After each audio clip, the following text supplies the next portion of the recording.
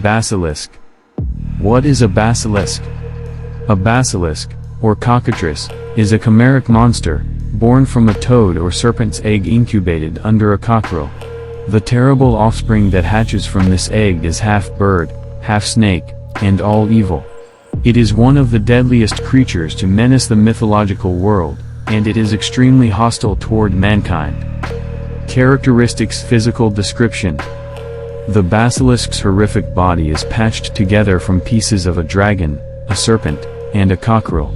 It has a cockerel's flashy, feathered head and is supported by two spindly chicken legs. Dragon wings erupt from its shoulders, and a long serpentine tail completes its shudder-worthy look. Although this chimera is a deadly enemy, it can be very small.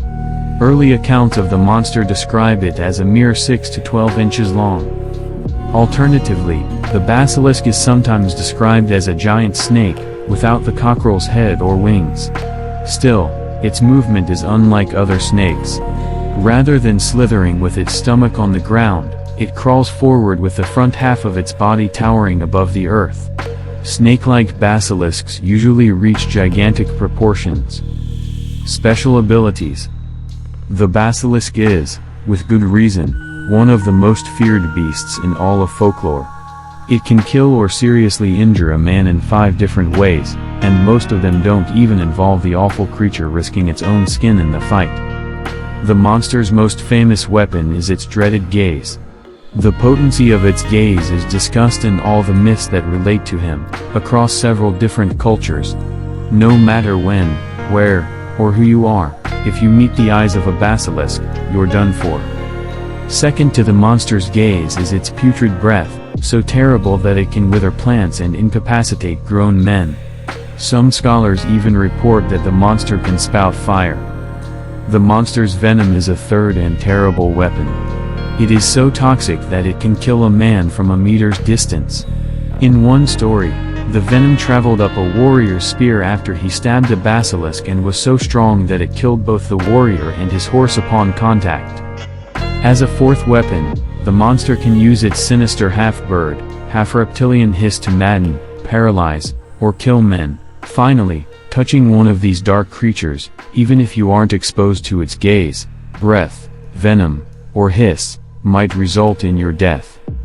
Of course, the basilisk is a menace to more than just men. This monster leaves a path of destruction wherever he goes. Plants are scorched by its stench and evil spirit, birds burst into flame if they get too close to him, and other snakes flee from him, knowing that he has a bit of a cannibalistic appetite. Weaknesses. Your best chance of surviving an encounter with a basilisk is avoiding an encounter with a basilisk, but even these deadly monsters have some chinks in their armor. Weasels and cocks are worthier opponents for the terrible chimeras than men. Weasels are immune to their fatal glands, and they can even survive a venomous bite if they receive proper medical treatment. Many old texts urge would-be basilisk killers to throw a weasel into the beast's den, or vice versa, and let them fight it out. The sound of a cock's crow can reduce the monster to ashes. If you do find yourself in the presence of one of these dread chimeras, there is just one weapon that can save you: a mirror. Just as its gaze is lethal to all other living creatures, so too will the monster perish if it is forced to look into the eyes of its reflection. Related creatures. The terms cockatrice and basilisk are often used interchangeably, and if the two creatures aren't synonymous, they are at least extremely similar. Some texts state that the cockatrice is hatched from a cock's egg incubated by a toad or serpent, the reverse of the process by which basilisks are born, and cockatrices are never depicted in the giant snake form that has become popular for the basilisk in contemporary fantasy, cultural representation literature.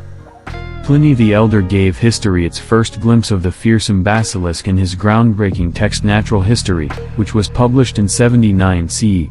He wrote, "It hisses all snakes and does not move its body forward in manifold coils like the other snakes, but advances with its middle raised high. It kills bushes with its breath as well as its touch, scorches up grass, and bursts rocks. It has a disastrous effect on other animals." Scholars of the natural world continued to expand upon the basilisk story over time. Bede described the birth of the basilisk, and Alexander Beckham and Albertus Magnus wrote about its foul stench and deadly gaze. Leonardo da Vinci described a white, diadem-like marking on its head in his bestiary. In the 14th century, the Greek word, basilisk, was translated into the French word, cockatrice. This new name was popularized when it began appearing in Bibles to describe serpentine monsters who had spirits of pure evil. Gradually, the basilisk moved out of the realm of scientific study and into the realm of folklore, where it appeared in Geoffrey Chaucer's Canterbury Tales. Finally, the great monster became the stuff of poetry, where its name alone was used by Shakespeare, Voltaire, and Bram Stoker to express deadly loathing. Visual arts. The basilisk is a common ornament in large works of art, especially from the 14th to 16th centuries. Although the small monster is rarely an artistic centerpiece, he can often be found among the demons in the architectural molding of grand cathedrals or peeking out from the background of family crests. Alchemy. The basilisk's magnificent power may stay with him after its death. When the monster is reduced to ashes, the ashes retain magical properties that alchemists in the 13th century sought after.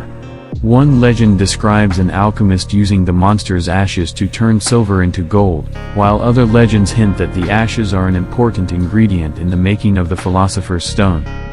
Explanation of the myth. Luckily for mankind, no monster as deadly as the basilisk has ever roamed the earth, but the legend of this monster was probably inspired by one of the world's most dangerous predators, the cobra. Pliny the Elder, an early naturalist who was the first to make a written record of the little royal basilisk, connected the monster with Egypt by observing that it liked to live in dry, sandy places and sometimes lay in wait to attack the Nile crocodiles. Likewise, the cobra lives in Egypt, where it is revered as a symbol of magic and royalty. Early physical descriptions of the basilisk also match up with a cobra. Like the basilisk, the cobra can slither across the ground with the front half of its body raised in the air. The large hood around its head, which bears an ornate white marking, gives it a strange, unsnake-like appearance. It is famous for its entrancing stare and its ability to spit highly toxic venom for long distances, as well as its appetite for eating other snakes. Birds of prey and mongooses, a relative of the weasel, are the only known predators of the cobra.